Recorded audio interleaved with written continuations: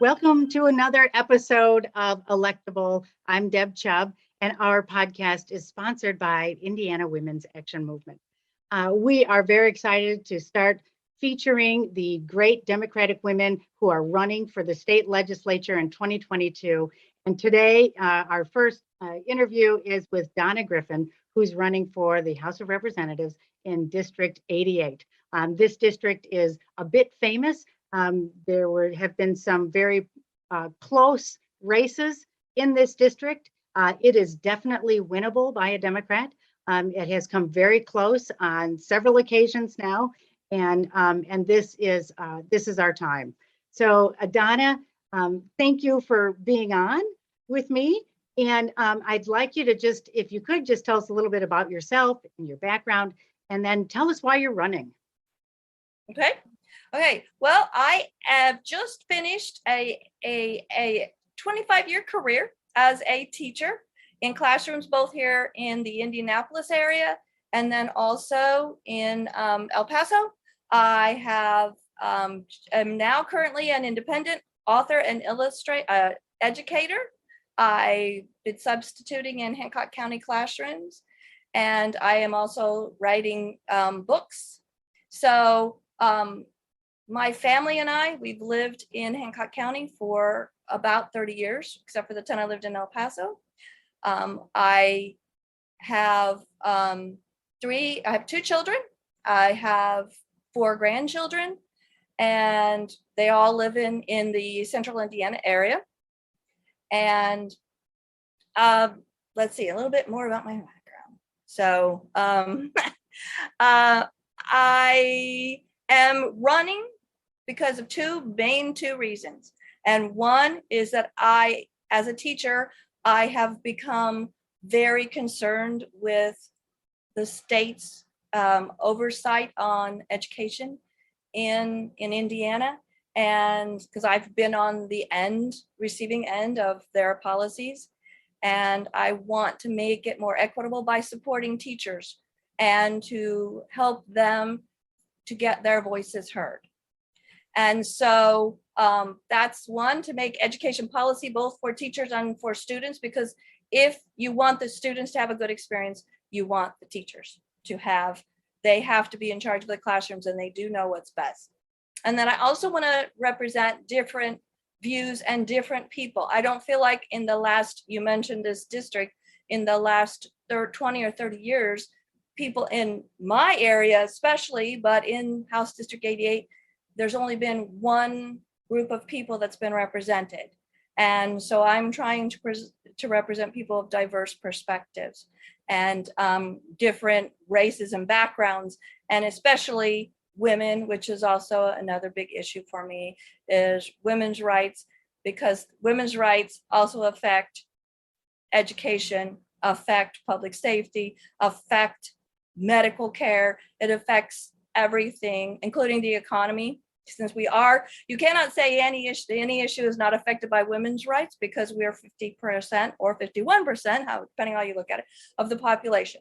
And right now we are sorely underrepresented in Indiana. 21% of our state legislature is women, and that includes Democrats and Republicans. So I think if we had a different perspective from them, we would be better. I am also an adjunct professor, which I did forget, but I'm an adjunct professor at Butler. So I teach a student voices class with the media majors there at Butler as well. So be starting that up again in August.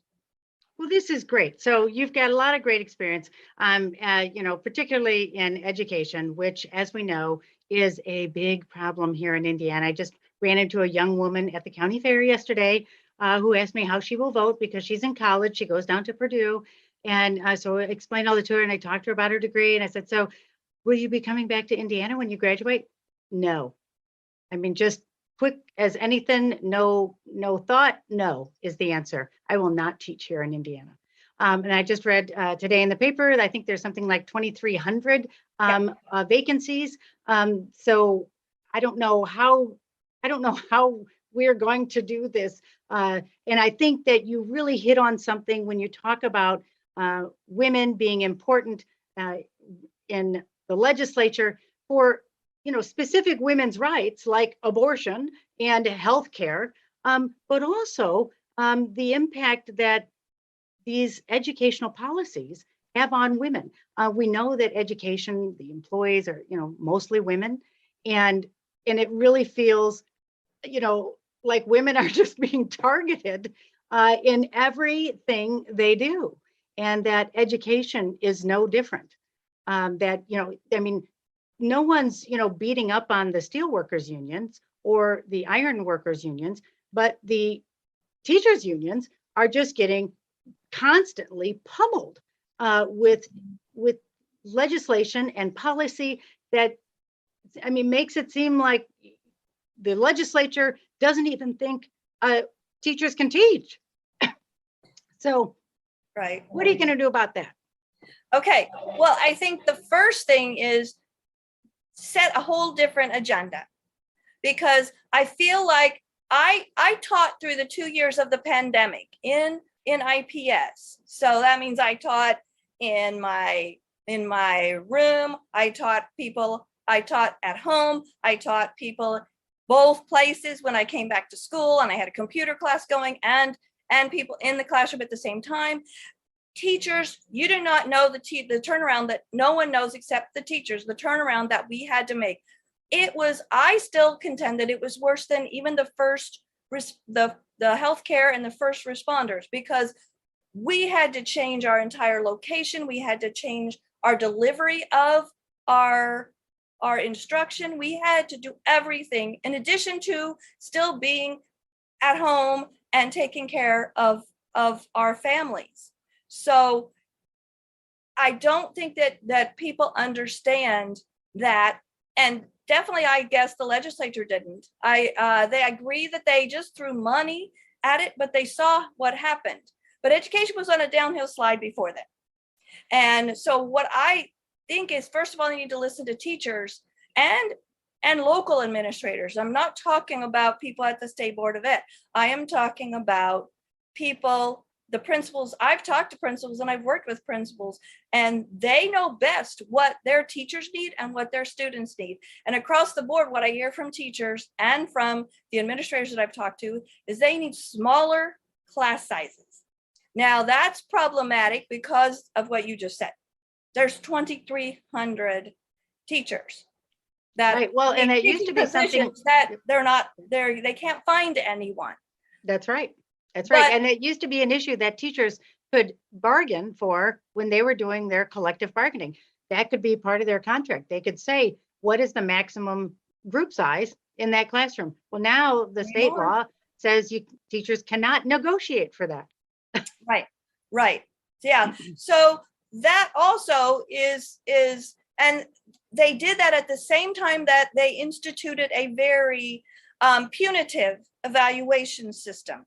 The evaluation system for teachers, and I would say that next to the quality of their work-life quality within the classroom, in terms of having, when I was a substitute, I had 28 kids in a classroom for a big chunk of the day.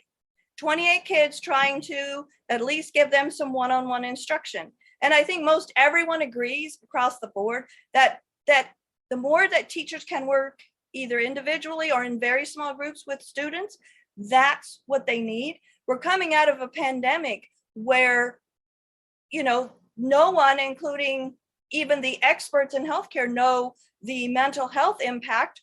We're seeing the results of it, but we don't know how to deal with it. And I think that we need to realize that education has to change and adapt to these circumstances beyond anyone's control. It's not a political issue.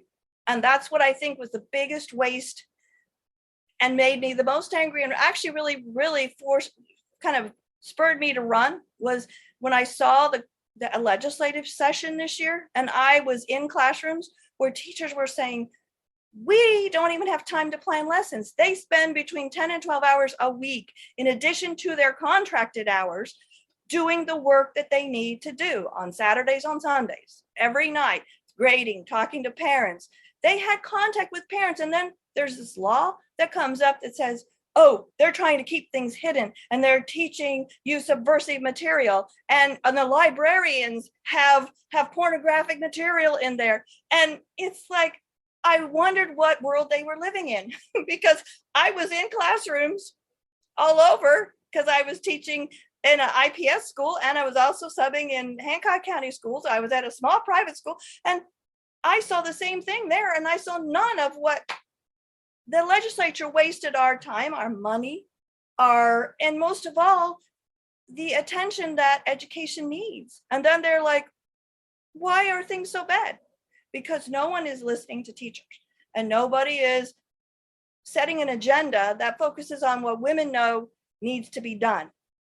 We need to stop responding to the male centered and centric agenda that's out there now, and focus on what we know. If this was our house, if we considered our community our house, and we don't tend to do that anymore, think of our communities as a place that we're responsible for, and this is in general, but we all need to be more responsible for building up our house and taking care of our communities. We have a responsibility to do that, whether it's through voting, running, volunteering, but most of all through voting. I think if more people stepped up and just cast an informed ballot, that would be the key. Oh, that's terrific. Okay, so let's talk about a couple of other issues before we end up, because we're gonna make this kind of short. So let's talk about healthcare. Tell me what you can do about healthcare. As you know, maternal mortality is twice the national rate in Indiana. Infant mortality, third in the nation. We spend the least amount on children's health in Indiana than I think every other state. And we are an unhealthy state. So what can be done? Okay.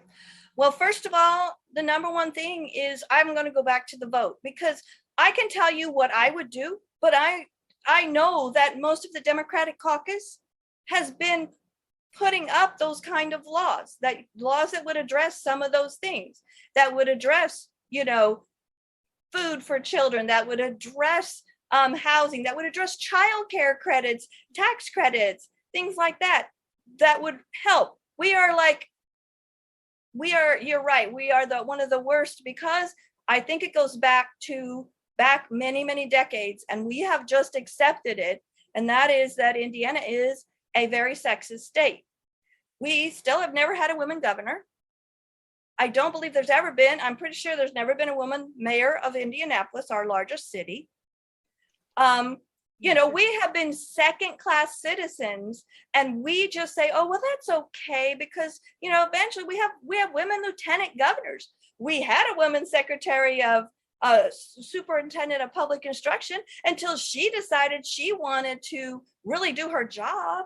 And then our now ex-vice president, who was the governor at that time, said, well, we can't have that elected anymore, because when teachers got together and worked, they elected somebody who was really going to change the education system. And then she came up against the brick wall known as the Republican white male supermajority that was there even then.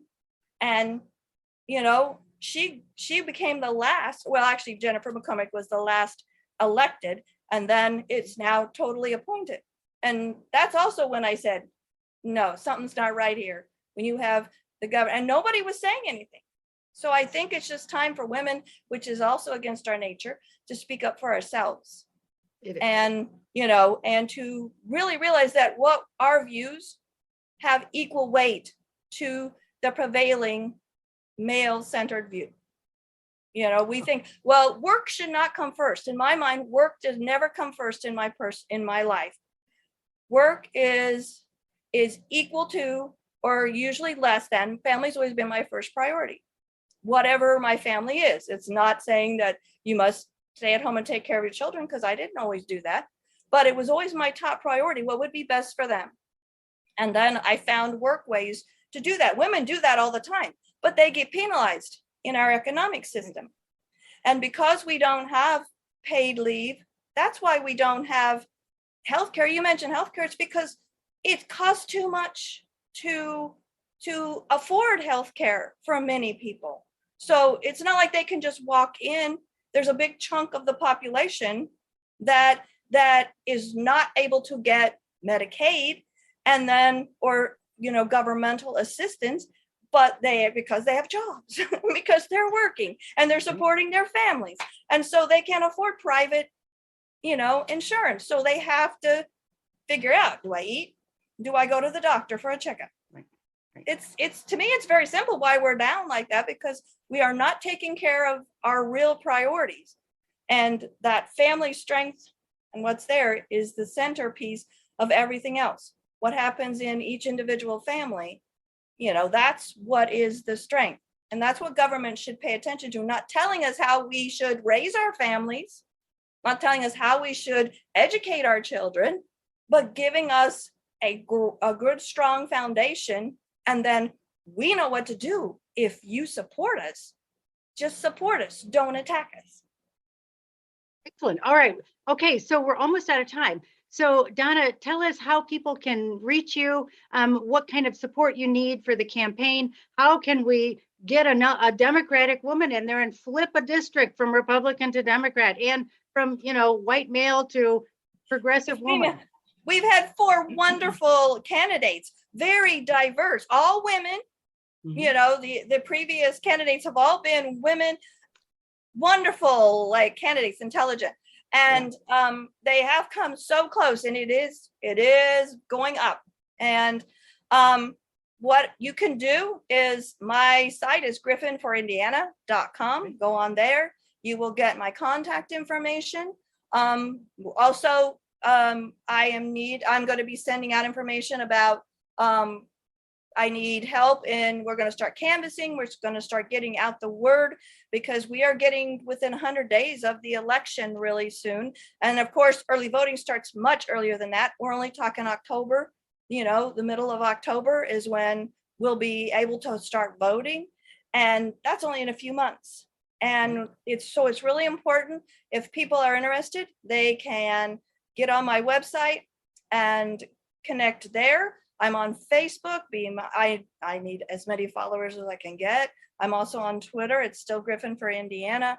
I am looking for people who want, not necessarily who think the way I do, but who want to have a choice and a change. And as a Democrat in Hancock County, where I live, and in all of the other areas, it's hard to have a choice.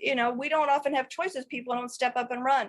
And, I think if you can support a fellow teacher, I'm not changed from when I was there. When I was teaching, I'm the same person who is a teacher, who's a mother, who's a grandmother, who is just trying to serve my community, because I'm tired of seeing my views and people around me not getting any attention. Great. Okay. So griffinforindiana.com, and that's your handle on Facebook and Twitter as well, Griffin for Indiana? Yes. Terrific. Okay, great. And I'm sure once you get to the website, there'll be some instructions on how to donate if you can, because that is so important. I mean, you need to do mailers. Mailers are expensive. You need to buy yard signs. Yeah. Yeah, you need to buy yard signs. You need to buy, buttons and stickers and stuff to get your name out, and advertising.